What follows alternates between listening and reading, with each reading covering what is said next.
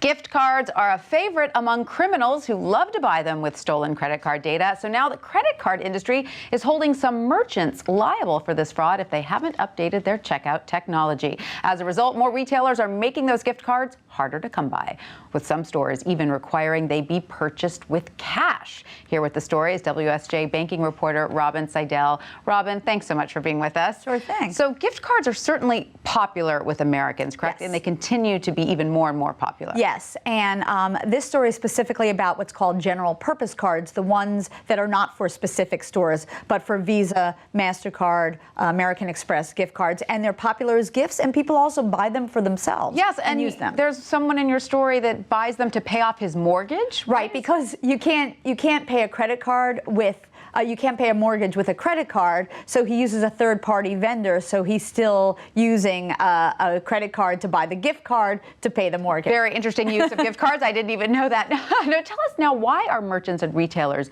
being squeezed by the credit card companies exactly over these gift cards? So starting in October, there was a liability shift, and previously the credit card companies are the ones that paid for any fraud on a card. And now that's switched to the merchants, and the merchants now bear the responsibility. And so because of that, merchants are upgrading their technology to accept the new chip cards. A lot of merchants are slow doing that, particularly grocery stores. And grocery stores are where a lot of these gift cards are purchased. And so they're making it tougher for people to buy them because they don't want to be on the hook for the fraud. Absolutely. And so give us a sense of how big the fraud is from criminals who buy these gift cards with fake credit card data or stolen credit card data. So there's about $4 billion a year in fraud that comes from counterfeit cards. And a chunk of that is definitely gift cards, because they're just the perfect tool for criminals, and criminals have been using them for years. And it's not a problem with the gift cards themselves. No. It's how they're buying them with stolen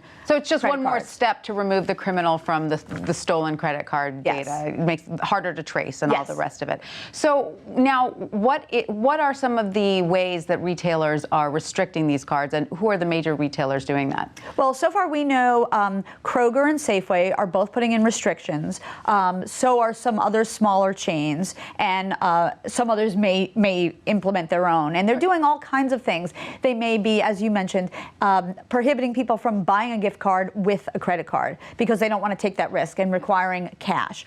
Or they're looking for additional identification when you buy it. Or some of them are actually taking off some of the higher denomination cards from their shelves, thinking that those are the ones, $500 cards, that the criminals will gravitate to. Sure, that makes perfect sense. Now, if the merchants do upgrade their checkout technology to include the chip cards, will they then still be held liable by the credit card industry, or is it just the merchants who haven't upgraded their technology? It's just the merchants who haven't upgraded them. And if you've got a chip, if the consumer has a chip card and the merchant has a chip machine, that will reduce counterfeit fraud. Right. And so, you know, increasingly they're adopting it, but just it's complicated and it's expensive. Absolutely. And so it's a big deal for merchants. Something to keep in mind if you do a lot of gift card shopping over the Christmas holidays, right, Robin? Thank you so much for that. You're welcome.